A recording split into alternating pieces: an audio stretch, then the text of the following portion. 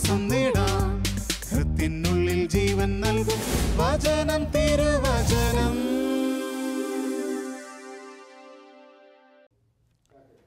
പിതാവിൻ്റെയും പുത്രൻ്റെയും പരിശുദ്ധാത്മാവിൻ്റെയും നാമത്തിൽ ആമേൻ. ഹല്ലേലൂയ. യേശുവേ നന്ദി, കർത്താവേ സ്തോത്രം, പരിശുദ്ധാത്മാവേ നന്ദി. പ്രിയപ്പെട്ട സഹോദരങ്ങളെ, കർത്താവിന് നമുക്ക് നന്ദി പറയാം, ദൈവത്തിന് നമുക്ക് നന്ദി പറയാം. കാരണം കർത്താവായ ഈശോ നമ്മളെ ഒരിക്കൽ കൂടെ ഒരുമിച്ച് ചേർക്കുന്നത് കർത്താവിൻ്റെ വചനം പ്രഘോഷിക്കാനാണ്, സുവിശേഷം പ്രഘോഷിക്കാനാണ്. നമ്മൾ ഓരോരുത്തരും വിളിക്കപ്പെട്ടിരിക്കുന്നത് ഈ ദൈവത്തിൻ്റെ വചനം പ്രഘോഷിക്കാനും അതനുസരിച്ച് ജീവിക്കുവാനുമാണ്.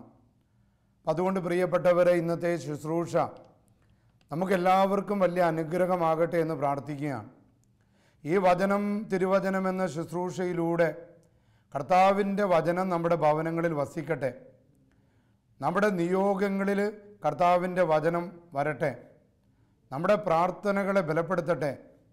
എല്ലാ തിന്മകളിൽ നിന്നും വിടുതൽ കിട്ടാൻ ദൈവത്തിൻ്റെ വചനം അനുഗ്രഹമായി മാറട്ടെ എന്ന് നമുക്ക് ദൈവത്തിനോട് പ്രത്യേകം പ്രാർത്ഥിക്കാം. ഇന്ന് അച്ഛൻ ഒരു രോഗശാന്തിയെക്കുറിച്ച് പറയാനാണ് ആഗ്രഹിക്കുന്നത്.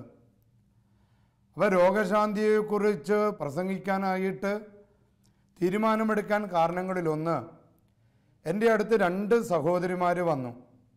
ഒരാളുടെ പേര് ജയ്മോൾ, മറ്റൊരാളുടെ പേര് ജോമോൾ. ഏകദേശം സാമ്യമുള്ള പേരുകളാണ്. ഇവർ വ്യത്യസ്ത സമയങ്ങളിലാണ് വന്നത്. ഇവർ പറഞ്ഞു, അച്ഛാ, ഞങ്ങൾ വന്നത് കർത്താവിന് സാക്ഷ്യം നൽകാനാണ്. ജയ്മോൾ വന്ന് പറഞ്ഞു, അച്ഛാ, ഞാൻ കർത്താവിന് സാക്ഷ്യം നൽകുന്നത് കർത്താവായ ഈശോ എൻ്റെ കുഞ്ഞിൻ്റെ ശ്വാസം മുട്ടൽ എടുത്തു മാറ്റി. എന്നിട്ട് എന്നോട് പറഞ്ഞത് ഇങ്ങനെയാണ്, ജനിച്ച നാൾ മുതൽ തന്നെ 15 ദിവസം കൂടുമ്പോൾ എൻ്റെ കുഞ്ഞിന് കടുത്ത ശ്വാസം മുട്ടലാണ്. ആശുപത്രി 2-3 ദിവസങ്ങൾ കിടക്കാതെ കുഞ്ഞിനത് മാറാറില്ല. ഇപ്പോൾ കുഞ്ഞിന് 4 വയസ്സായി. അച്ഛാ, ഞാൻ ഈശോയോട് മുട്ടിപ്പായിട്ട് പ്രാർത്ഥിച്ചു, എൻ്റെ കർത്താവ് എൻ്റെ കുഞ്ഞിന് സൗഖ്യം നൽകി. അപ്പോൾ അതുകൊണ്ട് അച്ഛാ, ഞാൻ വന്നത് കർത്താവിന് സാക്ഷ്യം നൽകാനാണ്. രണ്ടാമത് വന്ന സഹോദരി ജോമോളാണ്. അവർ പറഞ്ഞത്, അച്ഛാ, ഞാൻ കർത്താവിന് സാക്ഷ്യം പറയാൻ വന്നത് ഞാൻ ഇന്ന് ജീവിച്ചിരിക്കേണ്ടവളല്ല. ഞാൻ ഒരു ക്യാൻസർ ബാധിച്ച് മരണത്തിൻ്റെ അടുത്ത് എത്തിയവളാണ്. എൻ്റെ ഭർത്താവും മക്കളും വലിയ ദുഃഖത്തിലായിരുന്നു. എന്നാൽ ഞങ്ങൾ ദൈവത്തിൽ ആശ്രയിച്ചപ്പോൾ, ഞങ്ങൾ കർത്താവിൽ ആശ്രയിച്ചപ്പോൾ ഏറ്റവും വലിയ ഡോക്ടറായ കർത്താവ് എനിക്ക് സൗഖ്യം നൽകിയച്ച. അപ്പം ഇത് ലോകം മുഴുവനും അറിയണം, എല്ലാവരും അറിയണം. കർത്താവായ ഈശോ ഇന്നും ജീവിക്കുന്നു. അതിന് തെളിവാണച്ച എൻ്റെ ജീവിതം. എൻ്റെ പ്രിയപ്പെട്ട സഹോദരങ്ങളെ, ഈ 2 സാക്ഷ്യങ്ങളും അവരെന്നോട് പറഞ്ഞ്, അത് കഴിഞ്ഞ് ഞാൻ ബൈബിള് തുറന്ന് വായിച്ചപ്പോൾ എനിക്ക് ലഭിച്ച സുവിശേഷം മർക്കോസിൻ്റെ പുസ്തകം 1-ാം അധ്യായം 40 മുതൽ 42 വരെയുള്ള വാക്യങ്ങളാണ്. അതിൽ നാം കണ്ടുമുട്ടുന്നത് ഒരു കുഷ്ഠരോഗിയാണ്. വചനം ഇങ്ങനെയാണ്, ഒരു കുഷ്ഠരോഗി അവൻ്റെ അടുത്തെത്തി മുട്ടുകുത്തി അപേക്ഷിച്ചു, അങ്ങയ്ക്ക് മനസ്സുണ്ടെങ്കിൽ എന്നെ ശുദ്ധമാക്കാൻ കഴിയും. അവൻ കരുണ തോന്നി കൈ നീട്ടി അവനെ സ്പർശിച്ചുകൊണ്ട് പറഞ്ഞു, എനിക്ക് മനസ്സുണ്ട്, നിനക്ക് ശുദ്ധി ഉണ്ടാകട്ടെ. കരങ്ങൾ നീട്ടി അവനെ സ്പർശിച്ചുകൊണ്ട് ഈശോ പറഞ്ഞു, എനിക്ക് മനസ്സുണ്ട്, നിനക്ക് ശുദ്ധി ഉണ്ടാകട്ടെ. വചനം പറയുകയാണ്, തൽക്ഷണം കുഷ്ഠരോഗം അവനെ വിട്ടുപോയി, അവന് ശുദ്ധി കൈവന്നു. പ്രിയപ്പെട്ട സഹോദരങ്ങളെ, കുഷ്ഠരോഗികളെക്കുറിച്ച് പറയുമ്പോൾ എൻ്റെ മനസ്സിലേക്ക് ആദ്യം വരുന്നത് വിശുദ്ധ ഡാമിയനെ കുറിച്ചാണ്. നമുക്കെല്ലാവർക്കും അറിയാവുന്ന കഥയാണ്. വിശുദ്ധ ഡാമിയൻ എന്ന ആ വൈദികൻ പൗരോഹിത്യത്തിലേക്ക് വിളികിട്ടിയിരിക്കുന്ന വ്യക്തിയാണ്. ശുശ്രൂഷ പൗരോഹിത്യത്തിലാണ് അദ്ദേഹം മുന്നോട്ട് പോവുകയാണ്. അപ്പോൾ ശുശ്രൂഷ പൗരോഹിത്യത്തിൽ നിന്നുകൊണ്ട് തന്നെ ഒരു വലിയ ദൈവവിളി അദ്ദേഹത്തിന് ലഭിക്കുക. അത് വേറെ ഒന്നുമല്ല, കുഷ്ഠരോഗികളെ ശുശ്രൂഷിക്കാൻ. ആ കാലഘട്ടത്തിൽ കുഷ്ഠരോഗത്തിന് മരുന്ന് കണ്ടുപിടിക്കാത്ത ഒരു കാലഘട്ടം. എല്ലാ കുഷ്ഠരോഗികളെയും എങ്ങനെയെങ്കിലും വീടിന് പുറത്താക്കുന്ന ഒരു കാലഘട്ടം. ഇത് അശുദ്ധമായിട്ടുകൂടി കണ്ടിരിക്കുകയാണ്. കാരണം ഇത് ഈ അശുദ്ധി വരാൻ കാരണം മറ്റുള്ളവരിലേക്ക് ഈ രോഗം പടരുന്നത് കൊണ്ട് സ്നേഹിച്ചിരുന്നവർ തന്നെ കുഷ്ഠരോഗികളെ ആട്ടിപ്പായിക്കും. അപ്പോൾ ജീവന തുല്യം സ്നേഹിച്ചിരുന്ന ഭാര്യ തൻ്റെ ഭർത്താവിന് കുഷ്ഠരോഗമുണ്ടെന്ന് പറയുമ്പോൾ വലിച്ചെറിയുന്ന ഒരു കാലഘട്ടം. സ്വന്തം കുഞ്ഞുമക്കളെ പോലും വലിച്ചെറിയുന്ന ഒരു കാലഘട്ടം. അങ്ങനെ ആ കാലഘട്ടത്തിൽ കുഷ്ഠരോഗികളെല്ലാം മൊറോക്കോ ദ്വീപിലേക്ക് എറിയപ്പെട്ടിരിക്കുക. ആ മൊറോക്കോ ദ്വീപിലെ അവസ്ഥ എന്ന് പറയുന്നത് വളരെ ദയനീയമാണ്. എല്ലാം കുഷ്ഠരോഗികൾ. വെറുപ്പ്, നിരാശ, പക, ദൈവത്തിനോട് ദേഷ്യം, എല്ലാവരോടും ദേഷ്യം, തന്നോട് തന്നെ ദേഷ്യം. ഇവരുടെ ഇടയിലേക്കാണ് ഫാദർ ഡാമിയൻ കടന്നു ചെല്ലുന്നത്. ഫാദർ ഡാമിയൻ ആ ശുശ്രൂഷയ്ക്ക് ഒരുങ്ങിയപ്പോൾ തൻ്റെ കൂട്ടുകാരും വീട്ടുകാരും നാട്ടുകാരും എല്ലാവരും പറഞ്ഞു, father Damien please don't go, അങ്ങ് പോകരുത്. പക്ഷേ ഫാദർ ഡാമിയൻ പറഞ്ഞു, ഇല്ല, ഇതെൻ്റെ ദൈവവിളിയാണ്. അങ്ങനെ ഫാദർ ഡാമിയൻ മൊറോക്കോ ദ്വീപിലേക്ക് പോവുകയും കുഷ്ഠരോഗികളെ ശുശ്രൂഷിക്കുകയും അവരുടെ വ്രണങ്ങളെല്ലാം കഴുകി മരുന്ന് വെച്ച് കെട്ടിക്കൊടുക്കുകയും ഒക്കെ ചെയ്തുകൊണ്ടിരിക്കുക. ഈ സമയത്ത് കുഷ്ഠരോഗികളുടെ അവസ്ഥ എന്ന് പറയുന്നത് ഏറ്റവും നിരാശ നിറഞ്ഞതുകൊണ്ട് അവരുടെ ഇടയിൽ വലിയ അരാജകത്വവും കലഹവുമാണ്. ഒരു ദിവസം ഫാദർ ഡാമിയൻ ചെല്ലുമ്പോൾ കുഷ്ഠരോഗികൾ പരസ്പരം കലഹിക്കുക, പരസ്പരം ദേഹോപദ്രവം ഏൽപ്പിക്കുക. ഈ സമയത്ത് ഫാദർ ഡാമിയൻ അവരുടെ നടുക്ക് ചെന്ന് പറഞ്ഞു, അല്ലാതെ തന്നെ നമുക്ക് ഒരുപാട് ദുരന്തങ്ങളാണ്, അതിൻ്റെ ഇടയിൽ നിങ്ങൾ എന്തിനാണ് ഇങ്ങനെ പരസ്പരം കലഹിക്കുന്നത്, പരസ്പരം തല്ലുന്നത്? ഉടനെ കുഷ്ഠരോഗികൾ പറഞ്ഞു, അച്ഛനത് പറയാം, അച്ഛന് രോഗമില്ലല്ലോ, ഇതാ ഞങ്ങളുടെ ശരീരത്തിലേക്ക് നോക്ക്, ഞങ്ങൾ എങ്ങനെ ജീവിച്ചിരുന്നവരാണ്. ഈ സംഭവം പറയുന്ന ഉടൻ തന്നെ ഫാദർ ഡാമിയൻ തൻ്റെ ലോഹയുടെ കൈ അങ്ങോട്ട് മാറ്റി തൻ്റെ കയ്യുറ ഊരി അവർക്ക് കാണിച്ചു കൊടുത്തു. അപ്പോഴാണ് ആ മൊറോക്കോ ദ്വീപിലെ കുഷ്ഠരോഗികൾ മനസ്സിലാക്കിയത് തങ്ങളെ ശുശ്രൂഷിക്കാൻ വേണ്ടി വന്ന ഫാദർ ഡാമിയൻ്റെ കൈകളിൽ കുഷ്ഠരോഗം ബാധിച്ച് ഇപ്പോൾ എല്ലുകൾ മാത്രം, മാംസമെല്ലാം ദ്രവിച്ചു പോയിരിക്കുന്നു. ഇത് കാണിക്കാതെ കയ്യുറയിട്ട് ആണ് രോഗികളെ ശുശ്രൂഷിച്ചു കൊണ്ടിരിക്കുന്നത്. അപ്പോൾ നോക്കിക്കുക, കുഷ്ഠരോഗികളെക്കുറിച്ചുള്ള ഒരു രംഗം അല്ലെങ്കിൽ അവരുടെ ജീവിതം ഈ തരത്തിൽ ഞാൻ അവതരിപ്പിക്കാൻ ആഗ്രഹിച്ചു എന്നേ ഉള്ളൂ. ഇവിടെ ഇന്ന് നാം കേട്ട വചനത്തിൽ ഇപ്രകാരമുള്ള ഒരു കുഷ്ഠരോഗി കർത്താവിൻ്റെ അടുത്ത് വന്ന് പറയാം, അങ്ങേക്ക് മനസ്സുണ്ടെങ്കിൽ എന്നെ ശുദ്ധമാക്കാൻ സാധിക്കും.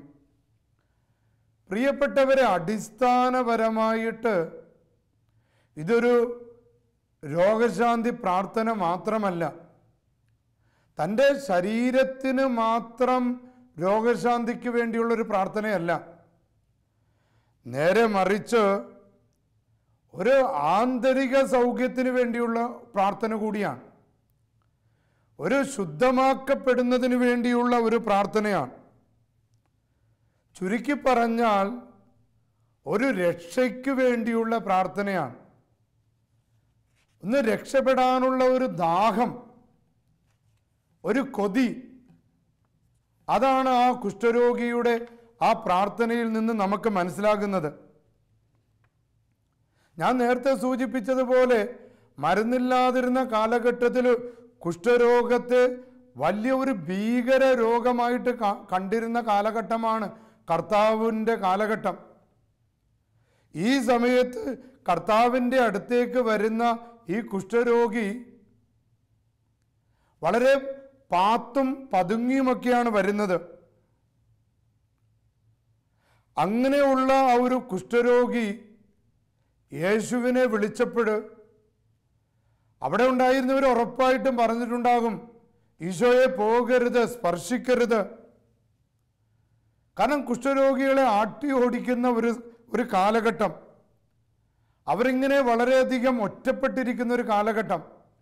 അപ്പോൾ അവരുടെ ശരീരത്തിന് മാത്രമല്ല രോഗം, അവരുടെ മനസ്സ് തന്നെ രോഗബാധിതമാണ്. കാരണം ഒറ്റപ്പെട്ടിരിക്കുക, അവരുടെ അവസ്ഥ തന്നെ അതിദയനീയമാണ്.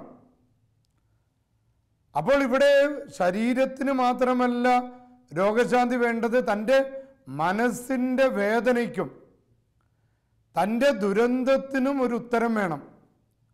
അപ്പോൾ അങ്ങക്ക് മനസ്സുണ്ടെങ്കിൽ എന്നെ ശുദ്ധമാക്കാൻ സാധിക്കുമെന്നുള്ള ആ പ്രാർത്ഥനയ്ക്ക് യഥാർത്ഥത്തിൽ ദൈവമേ എന്നെ രക്ഷിക്കണമേ, ദൈവമേ ഈ വലിയ ദുരന്തത്തിൽ നിന്ന് എന്നെ രക്ഷിക്കണമേ, എന്നെ പരിപൂർണമായിട്ട് രക്ഷിക്കണമേ എന്നുള്ള ഒരു പ്രാർത്ഥനയാണ് നമുക്ക് അതിൽ കാണാൻ സാധിക്കുന്നത്. അതായത് എൻ്റെ സർവ പ്രശ്നങ്ങൾക്കും കർത്താവേ നിനക്ക് പരിഹാരം കാണുവാൻ സാധിക്കുമോ? ആ മനുഷ്യൻ്റെ സർവ പ്രശ്നങ്ങളെന്ന് പറഞ്ഞാൽ രോഗം, ദാരിദ്ര്യം, അനീതി, ശത്രുത എല്ലാവരും ആട്ടി ഓടിക്കുക, അവരുടെ ഇടയിലെ കലാപങ്ങൾ. അപ്പോൾ സകല അവൻ്റെ വ്യക്തിപരമായ അവൻ്റെ ജീവിതത്തിലെ സകല പ്രശ്നങ്ങൾക്കും സ്നേഹിക്കാൻ പറ്റാത്ത അവസ്ഥ, സ്നേഹം കിട്ടാത്ത അവസ്ഥ, ഒറ്റപ്പെട്ടു നിൽക്കുന്ന അവസ്ഥ, അവൻ്റെ എല്ലാ മുറിവുകൾക്കും സൗഖ്യം കിട്ടാൻ വേണ്ടിയാണ് അവൻ പ്രാർത്ഥിക്കുന്നത്. ഈ കുഷ്ഠരോഗിക്ക് മനസ്സിലായി യേശുവിൽ മാത്രമാണ് രക്ഷ. തൻ്റെ ഭാര്യ തന്നെ ആട്ടി ഓടിച്ചു, തൻ്റെ മക്കള് തന്നെ ആട്ടി ഓടിച്ചു, തൻ്റെ പ്രിയപ്പെട്ടവർ തന്നെ ആട്ടി ഓടിച്ചു, തൻ്റെ അയൽവാസികളും നാട്ടുകാരും തന്നെ ആട്ടി ഓടിച്ചു. ഇനി തൻ്റെ മുന്നിലുള്ള ഏക രക്ഷ കർത്താവായ യേശു ക്രിസ്തുവാ. അവനിലൂടെ തനിക്ക് രക്ഷ ലഭിക്കുമെന്ന് ഈ കുഷ്ഠരോഗി മനസ്സിലാക്കുകയാണ്. റോമാക്കാർക്ക് എഴുതിയ ലേഖനം 9-ാം അധ്യായം 5-ാം വാക്യത്തിൽ ഇങ്ങനെ വായിക്കുന്നുണ്ട്, ക്രിസ്തു അവൻ സർവാധിപനായ ദൈവവും എഴുന്നേക്കും വാഴ്ത്തപ്പെടേണ്ടവനുമാണ്. അപ്പൊ സർവ പ്രശ്നങ്ങൾക്കും ഉത്തരം നൽകാൻ കഴിയുന്ന ക്രിസ്തുവിൻ്റെ അടുത്തേക്കാണ് ഒരു കുഷ്ഠരോഗി വരുന്നത്. റോമാക്കാർക്ക് എഴുതിയ ലേഖനം 4-ാം അധ്യായം 12-ാം വാക്യത്തിൽ ഇങ്ങനെ വായിക്കുന്നുണ്ട്, ആകാശത്തിന് കീഴെ മനുഷ്യരുടെ ഇടയിൽ നമുക്കായി മറ്റൊരു നാമവും നൽകപ്പെട്ടിട്ടില്ല. യേശു യേശു യേശു എന്ന നാമമല്ലാതെ മറ്റൊരു നാമവും നൽകപ്പെട്ടിട്ടില്ല. അപ്പോസ്തല പ്രവർത്തനം 2-ാം അധ്യായം 21-ാം വാക്യത്തിൽ കർത്താവിൻ്റെ നാമം വിളിച്ചപേക്ഷിക്കുന്നവർ രക്ഷ പ്രാപിക്കും. യേശുവിൻ്റെ നാമം വിളിച്ചപേക്ഷിക്കുന്നവർ രക്ഷ പ്രാപിക്കും. പ്രിയപ്പെട്ടവരെ, ഈ പാവപ്പെട്ട കുഷ്ഠരോഗി യേശുവിൻ്റെ നാമം വിളിച്ചപേക്ഷിക്കുക. കാരണം അവന് മനസ്സിലായി മരണത്തെ പോലും തോൽപ്പിച്ച് നിത്യജീവൻ നൽകാൻ കഴിവുള്ളവനാണ് ഈശോ. ചെകിടന് കേൾവിശക്തി കൊടുത്തവനാണെന്ന് അവൻ അറിഞ്ഞു, കുരുടന് കാഴ്ചശക്തി കൊടുത്തവനാണെന്ന് അവൻ അറിഞ്ഞു, തളർവാദ രോഗിയെ സുഖപ്പെടുത്തിയവനാണെന്ന് അവൻ അറിഞ്ഞു, പാപികളെ നെഞ്ചോട് ചേർത്ത് പിടിച്ചവനാണെന്ന് അവൻ അറിഞ്ഞു. അപ്പൊ അതുകൊണ്ട് ഈ ആകാശത്തിനും ഭൂമിക്കും ഇടയിൽ തന്നെ രക്ഷിക്കാൻ വേറെ ആരുമില്ല എന്ന് മനസ്സിലാക്കി ആ യേശുവിൻ്റെ അടുത്തേക്കാണ് കുഷ്ഠരോഗി വന്ന് പറയുന്നത്, അങ്ങയ്ക്ക് മനസ്സുണ്ടെങ്കിൽ എന്നെ സുഖപ്പെടുത്താൻ സാധിക്കും. പ്രിയപ്പെട്ട സഹോദരങ്ങളെ, കർത്താവിൻ്റെ ഈ രക്ഷ അനുഭവിക്കണമെങ്കിൽ ദൈവത്തിൻ്റെ തിരുഹിതം ദൈവത്തിൻ്റെ പദ്ധതികൾ നമ്മുടെ ജീവിതത്തിൽ പ്രാവർത്തികമാക്കണം. കാരണം വചനം പറയുന്നത് ദൈവത്തിൻ്റെ തിരുഹിതം നിറവേറ്റുന്നവർ നിത്യജീവൻ പ്രാപിക്കുമെന്നാണ്. അതായത് നിത്യജീവൻ ലഭിക്കുക എന്ന് പറഞ്ഞാൽ ഒരു വ്യക്തിയുടെ സകലവിധ ദുരന്തങ്ങളിൽ നിന്നുള്ള വിടുതലാണ്. മരണത്തിൽ നിന്ന് പോലും, ഏറ്റവും വലിയ ദുരന്തമായ മരണത്തിൽ നിന്ന് പോലുമുള്ള മോചനമാണ് ക്രിസ്തു നൽകുന്നത്. അപ്പോൾ ഈ മോചനം നമ്മുടെ ജീവിതത്തിലേക്ക് വരണമെങ്കിൽ ദൈവം എൻ്റെ ജീവിതത്തിൽ എന്താഗ്രഹിക്കുന്നു? ഇവിടെ ഈ കുഷ്ഠരോഗി കർത്താവിൻ്റെ അടുത്തേക്ക് വരിക, തൻ്റെ പ്രതിബന്ധങ്ങളെല്ലാം മാറ്റി യേശുവിൻ്റെ അടുത്തേക്ക് ചുവട് വെച്ച് വരുന്ന ആ കുഷ്ഠരോഗിക്ക് ലഭിക്കുന്ന അനുഭവം എന്ന് പറയുന്നത് കർത്താവിൻ്റെ സ്പർശനമാണ്. കർത്താവ് അവനെ തൊടുകയാണ്. അതിലൂടെ അവൻ്റെ ശാരീരിക രോഗം മാത്രമല്ല അവനെ വിട്ടുപോകുന്നത്, അവനെ ബാധിച്ച അപകർഷതാബോധം, അവനെ ബാധിച്ചിരുന്ന അകാരണമായ ഭയം, അവനെ ബാധിച്ചിരുന്ന ആന്തരികമായ മുറിവുകൾ, അവൻ്റെ രോഷം, അവൻ്റെ കോപം, അവൻ്റെ വെറുപ്പ്, അവൻ്റെ സങ്കടം, യേശുവിൻ്റെ സ്പർശനത്തിലൂടെ ഒരു പരിപൂർണമായ വിടുതൽ അവന് ലഭിക്കുക. പ്രിയപ്പെട്ടവരെ, ആ ഒരു വിളിയാണ് നമുക്ക് ലഭിച്ചിരിക്കുന്നത്. അപ്പോസ്തല പ്രവർത്തനം 16-ാം അധ്യായം 31-ാമത്തെ വാക്യം നമ്മളെ പഠിപ്പിക്കുന്നത്, കർത്താവായ യേശുവിൽ വിശ്വസിക്കുക, നീയും നിന്റെ കുടുംബവും രക്ഷ പ്രാപിക്കും. നീയും നിന്റെ കുടുംബവും അനുഭവിക്കുന്നത് എന്ത് തരം വേദനകളാണെങ്കിലും ശരി, എത്രമാത്രം അസ്വസ്ഥതകളാണെങ്കിലും ശരി, അപ്പോസ്തല പ്രവർത്തനത്തിൽ നാം വായിച്ചു കേട്ടതുപോലെ കർത്താവായ യേശുക്രിസ്തുവിൽ നീ വിശ്വസിക്കുമ്പോൾ നിനക്ക് ലഭിക്കേണ്ട രക്ഷ, യഥാർത്ഥത്തിൽ നിനക്ക് വേണ്ട രക്ഷ കർത്താവ് നൽകും. നിനക്ക് വേണ്ട സംരക്ഷണം കർത്താവ് നൽകും. ചുരുക്കി പറഞ്ഞാൽ കുഷ്ഠരോഗി മരണത്തിനതീതമായ ഒരു നിത്യജീവന് വേണ്ടി കൊതിക്കുന്നു. അവന് വേണ്ടത് ശാരീരിക സൗഖ്യം മാത്രമല്ല, അവന് വേണ്ടത് ശുദ്ധിയാണ്, അവന് വേണ്ടത് ഒരു ഡെലിവറൻസാണ്. പ്രിയപ്പെട്ടവരെ, ഒരു മനുഷ്യന് ലഭിക്കുന്ന ഏറ്റവും വലിയ ഡെലിവറൻസ് അവൻ്റെ നിത്യജീവനാണ്. അവനെന്നും ജീവിക്കാൻ, സങ്കടങ്ങളില്ലാതെ, ദുരന്തങ്ങളില്ലാതെ, മരണങ്ങളില്ലാതെ, വേദനകളില്ലാതെ ജീവിക്കാൻ. ഈ കുഷ്ഠരോഗി കൊതിക്കുന്നത്, ദാഹിക്കുന്നത് അപ്രകാരമുള്ള ഒരു ജീവിതത്തിന് വേണ്ടിയാണ്. അപ്പം നമ്മളെല്ലാവരും രക്ഷ ആഗ്രഹിക്കുന്നവരാ. നമ്മളെല്ലാവരും മരിക്കാതിരിക്കാൻ ആഗ്രഹിക്കുക. പ്രിയപ്പെട്ട സഹോദരങ്ങളെ, രോഗശാന്തി, ദിവ്യമായ രക്ഷയ്ക്ക് മറ്റൊരിടത്തും പോയിട്ട് കാര്യമില്ല. അതായത് രോഗശാന്തി കിട്ടാൻ അല്ലെങ്കിൽ രക്ഷ ലഭിക്കാൻ വേറെ ഒരിടത്തും പോയിട്ട് കാര്യമില്ല. ഇത് കുഷ്ഠരോഗിക്ക് മനസ്സിലായി. അതുകൊണ്ടാണ് അവൻ പതുങ്ങി ഒളിഞ്ഞ് ക്രിസ്തുവിൻ്റെ അടുത്തേക്ക് വരുന്നത്. മറ്റുള്ളവർ അവനെ ആട്ടിപ്പായിച്ചിട്ടും അവൻ ആ പ്രതിസന്ധികളൊക്കെ മറികടന്ന് കർത്താവിൻ്റെ അടുത്തേക്ക് വരുന്നത് ജീവിക്കാനുള്ള ദാഹമാണ്, രക്ഷ പ്രാപിക്കാനുള്ള ദാഹമാണ്. ഈ ജീവിക്കാൻ, രക്ഷ പ്രാപിക്കാൻ വേറെ ഒന്നിലേക്കും പോയിട്ട് കാര്യമില്ല. മദ്യത്തിനോ മയക്കുമരുന്നിനോ ആഭിചാരത്തിനോ കൂടോത്രത്തിനോ മന്ത്രവാദത്തിനോ ഒന്നും നമ്മെ രക്ഷിക്കാൻ സാധിക്കില്ല. കുഷ്ഠരോഗി മനസ്സിലാക്കിയത് ക്രിസ്തുവിന് മാത്രമാണ് തന്നെ രക്ഷിക്കാൻ സാധിക്കുക.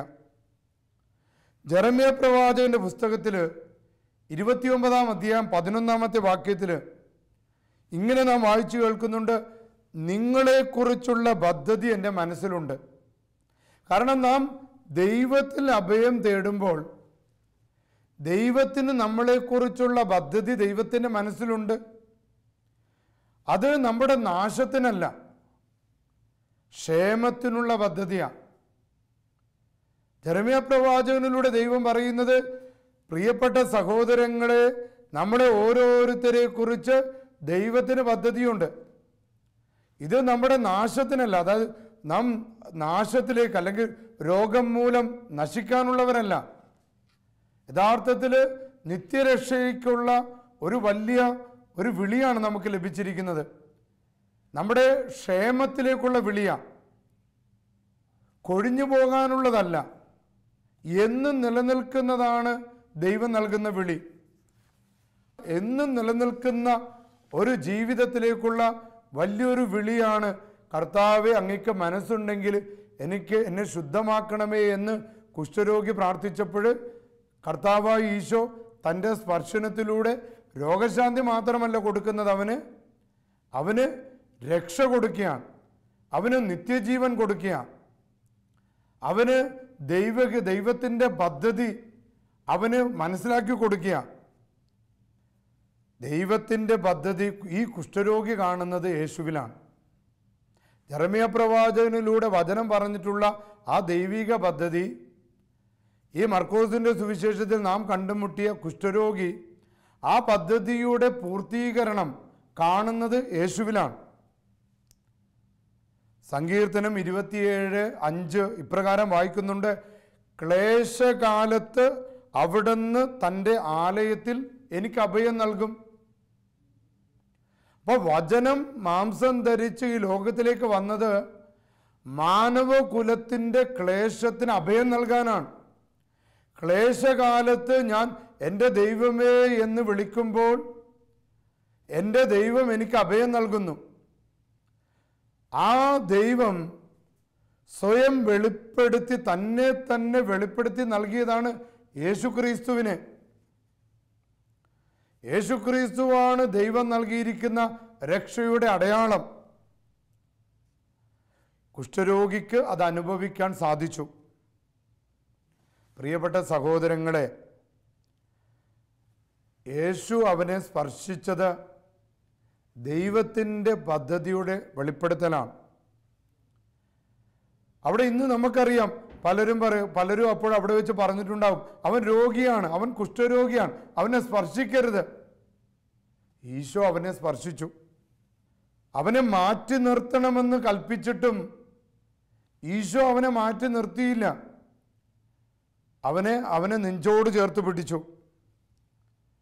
പാപികളാണെന്ന് മുദ്രകുത്തപ്പെട്ടവരെ കർത്താവ് സ്നേഹിക്കുന്നു.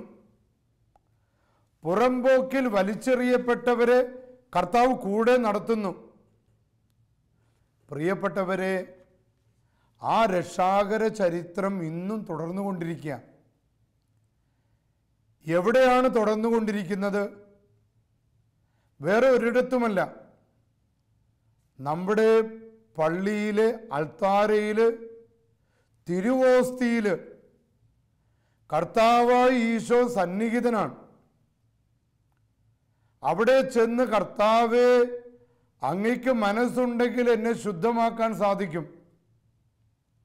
എൻ്റെ പ്രിയപ്പെട്ടവരെ, ആ രക്ഷ ഇന്നും തുടർന്നു കൊണ്ടുപോകുന്നു എന്നതിൻ്റെ തെളിവാണ് ഞാൻ ഇന്നത്തെ ഈ പ്രസംഗത്തിൽ ആരംഭത്തിൽ സൂചിപ്പിച്ച ജയ്മോളുടെയും ജോമോളുടെയും ജീവിതാനുഭവങ്ങൾ. അവരുടെ ജീവിതത്തിൽ അവരെ ദൈവത്തിൽ ആശ്രയിച്ചപ്പോൾ, കർത്താവിൽ ആശ്രയിച്ചപ്പോൾ, പാലസ്തീന തെരുവീതികളിൽ കുഷ്ഠരോഗി അനുഭവിച്ച അതേ ദിവ്യമായ സ്പർശനം അവരുടെ കുടുംബങ്ങളിൽ ലഭിക്കുകയും അവരുടെ രോഗങ്ങളിൽ നിന്ന് വിടുതൽ കിട്ടുകയും, രോഗങ്ങളിൽ നിന്ന് മാത്രമല്ല വിടുതൽ, അവരുടെ വിശ്വാസം ആഴപ്പെടുകയും, ഇനി ഞങ്ങളുടെ ജീവിതത്തിൽ എന്തു തന്നെ വന്നാലും ഞങ്ങൾ ദൈവത്തോട് ചേർന്ന് നിൽക്കുമെന്ന് സാക്ഷ്യം പറയുവാനുള്ള വലിയ വിശ്വാസം അവർക്ക് ലഭിക്കുകയും ചെയ്തു. 1 കൊരിന്ത്യക്കാർക്ക് എഴുതിയ ലേഖനം 1-ാം അധ്യായം 2 മുതൽ 3 വരെയുള്ള വാക്യം, നമ്മുടെ കർത്താവായ യേശുക്രിസ്തുവിൻ്റെ നാമം എല്ലായിടത്തും വിളിച്ചപേക്ഷിക്കുന്ന എല്ലാവർക്കും നമ്മുടെ പിതാവായ ദൈവത്തിൽ നിന്നും കർത്താവായ യേശുക്രിസ്തുവിൽ നിന്നും കൃപയും സമാധാനവും ഉണ്ടാകട്ടെ. പ്രിയപ്പെട്ടവരെ, ഇതാണ് സുവിശേഷം. ആ ക്രിസ്തുവിൻ്റെ നാമം വിളിച്ചപേക്ഷിക്കുന്നവർക്ക് പിതാവായ ദൈവത്തിൻ്റെ സ്നേഹവും പരിശുദ്ധാത്മാവിൻ്റെ സംസർഗവും നമ്മുടെ കുടുംബങ്ങളിൽ ലഭിക്കട്ടെ.